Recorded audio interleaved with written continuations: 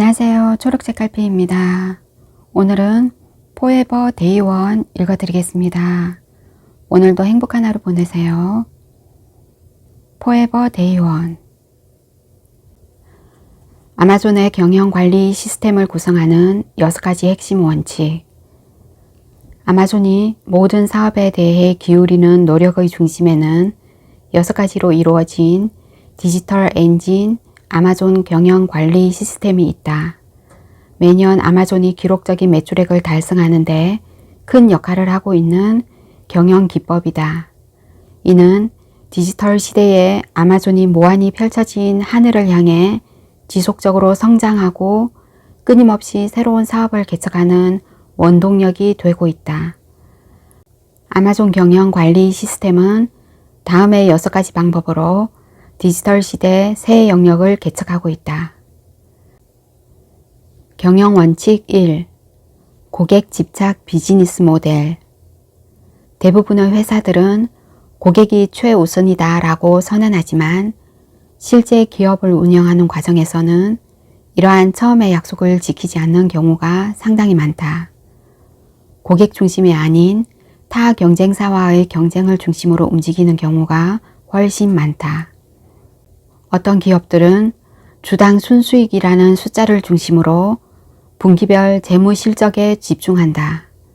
이는 해당 기업의 주가가 자본시장의 분기별 단기 리듬에 맞춰 춤을 추게 하는 원인이 된다. 이와 반대로 아마존의 비즈니스 모델은 가장 중요한 고객에 대한 집착을 기반으로 아마존은 집착이라 표현할 정도로 고객 중심 경영을 강조한다. 플랫폼 생태계 인프라라는 새로운 비즈니스 개념을 만들었다. 그 결과 정통적인 수학 체감의 법칙마저 무너뜨리고 이제까지 그 어떤 기업들도 쉽게 달성하지 못했던 현금 흐름 성장과 높은 투자 수익률을 만들었다. 경영 원칙 2. 지속적으로 인재의 기준치를 높여주는 인재풀. 대부분의 전통적인 회사들이 인재를 채용, 육성, 유지하는 데 막대한 돈과 노력을 들임에도 불구하고 여전히 좋은 인재를 선발하고 적합한 자리에 배치하는 데 큰 어려움을 겪고 있다. 이런 어려움을 겪는 대다수 회사들은 인재 선발에 대한 구체적인 기준이 없거나 혹은 있다 해도 사업상 긴박한 상황에서는 해당 기준을 쉽게 포기하는 경우가 많다. 아마존은 자신들이 원하는 인재상을 최대한 세밀하게 정해야 하고 있으며 이러한 기준들을 인재 선발에 철저하게 적용하는 엄격한 선발 절차를 가지고 있다. 또한 면접이 끝난 이후에도 면접이 진행된 전체 과정에 대해 철저한 사후평가를 실시하고 관련된 내용을 서면으로 기록해 관리한다. 이러한 아마존의 엄격한 채용 과정은 인재풀과 조직의 인재 채용 역량 모두에서 지속적으로 기준을 높이기 위해 의도적으로 설계된 자기 강화 메커니즘이라고 할 수 있다. 아마존은 모든 면접에 철저히 훈련된 바레이저를 투입한다. 이들은 아마존 직원들의 능력 기준치를 지속적으로 높여 기존보다 더욱 뛰어난 인재들을 선발하는 프로세스를 수립하는 데 매우 큰 기여를 한다.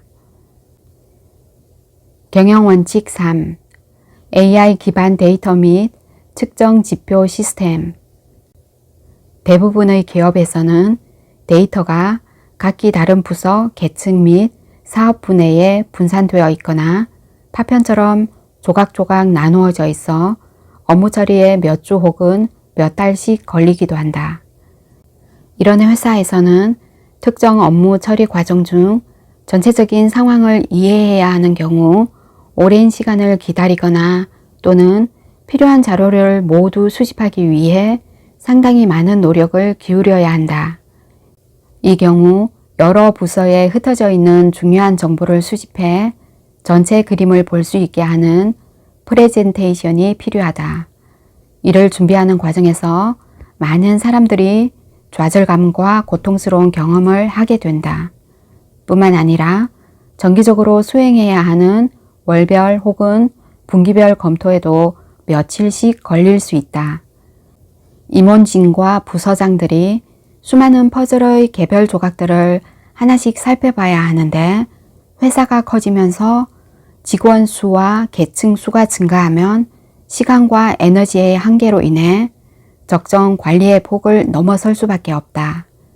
아마존은 대다수의 조직에서 발생하는 일상적인 업무를 생산적으로 처리하기 위해서 첨단 기술을 활용한다.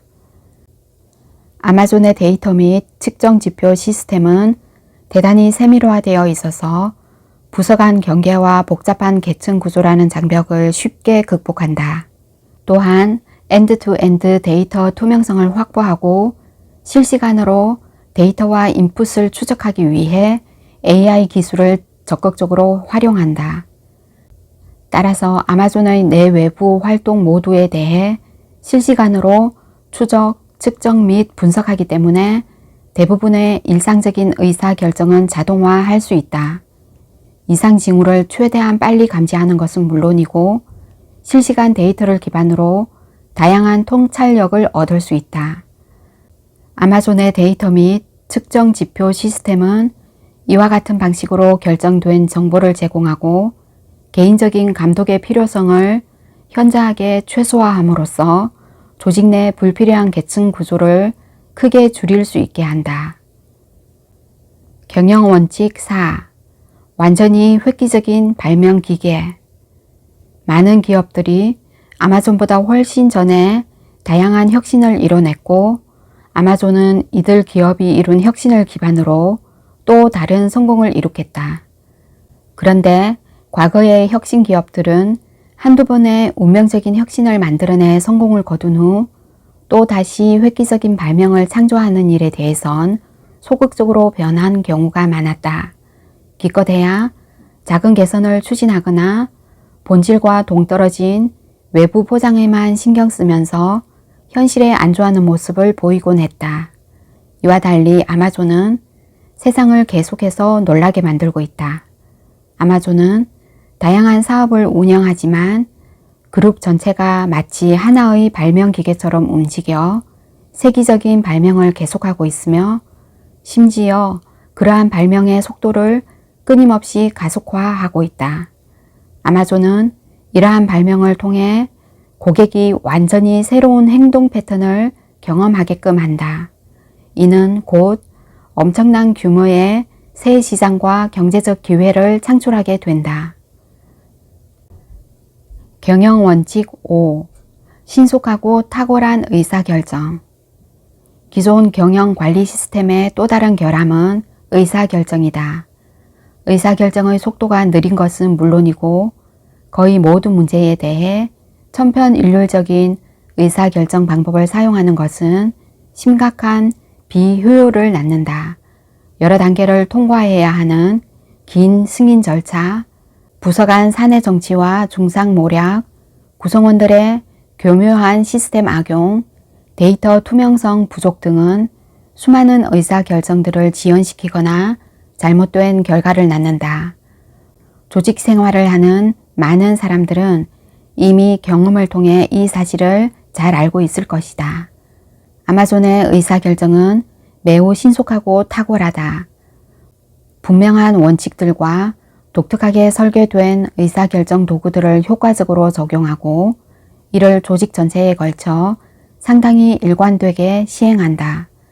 따라서 아마존의 직원들은 의사결정과 관련한 많은 문제들로부터 상당히 자유로워진다. 경영 원칙 6. 영원한 데이원 문화. 대부분의 정통 기업들은 규모가 커지면서 속도와 민첩성, 활력을 잃게 된다. 이들은 경직되고 느리고 가능한 한 위험을 회피하려는 경향이 심하다.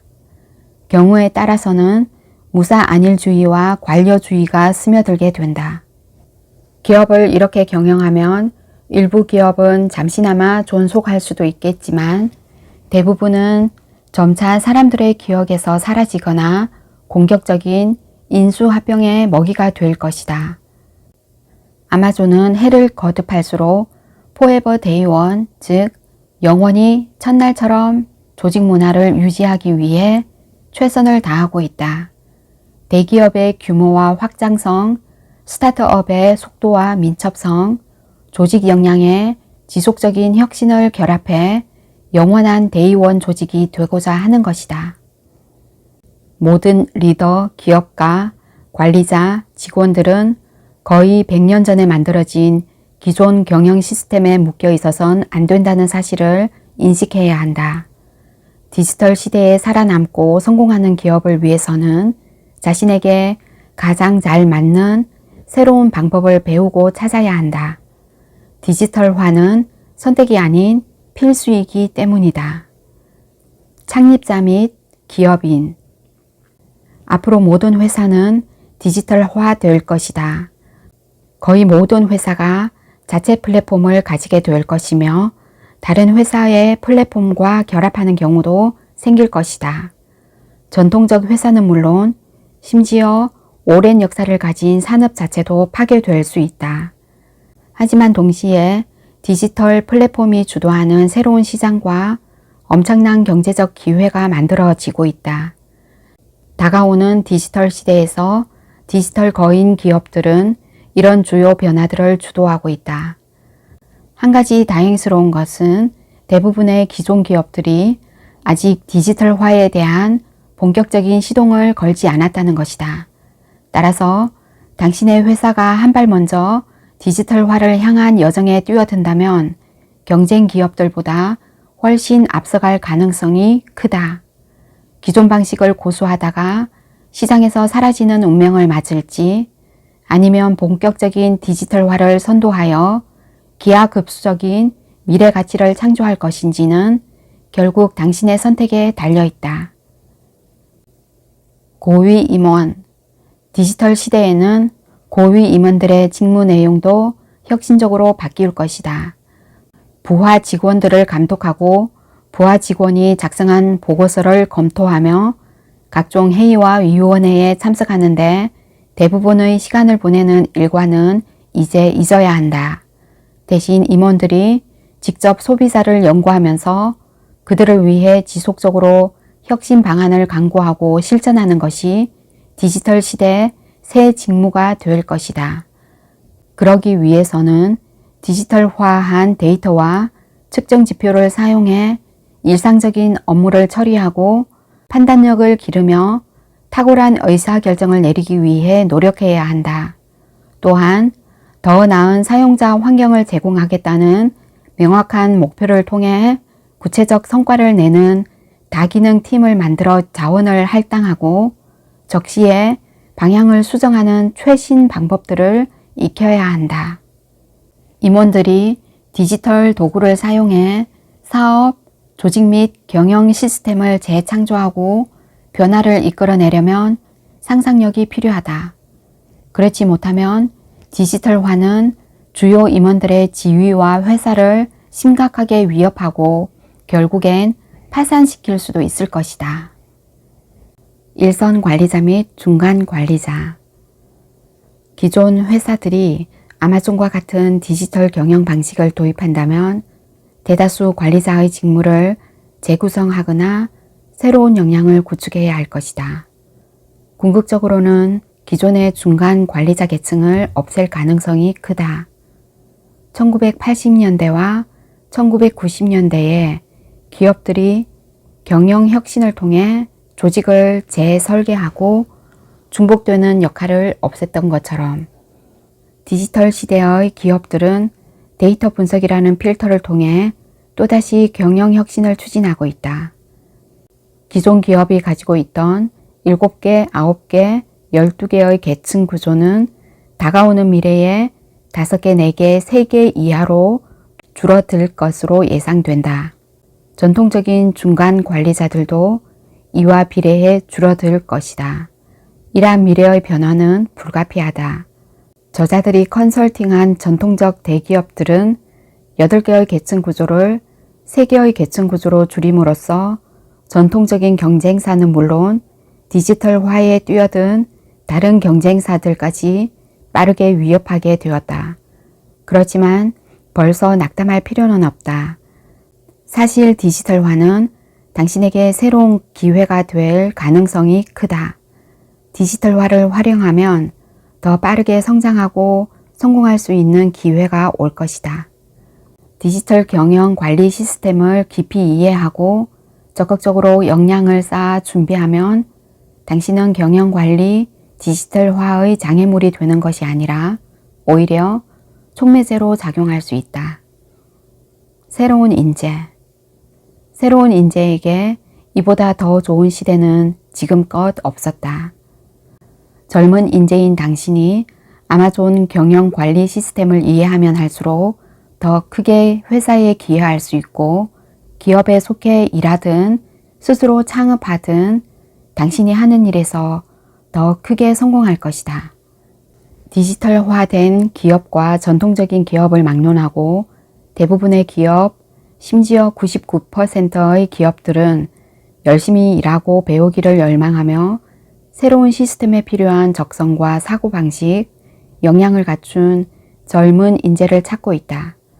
미래에 적합한 인재라면 기업들은 젊은 인재들의 경험이 좀 부족하더라도 가능한 한 빨리 승진시키고자 할 것이다. 지금이 바로 디지털화를 준비하는 당신이 가장 빛을 발휘할 수 있는 시대다. 서둘러 배우고 철저히 준비하라. 신생기업가.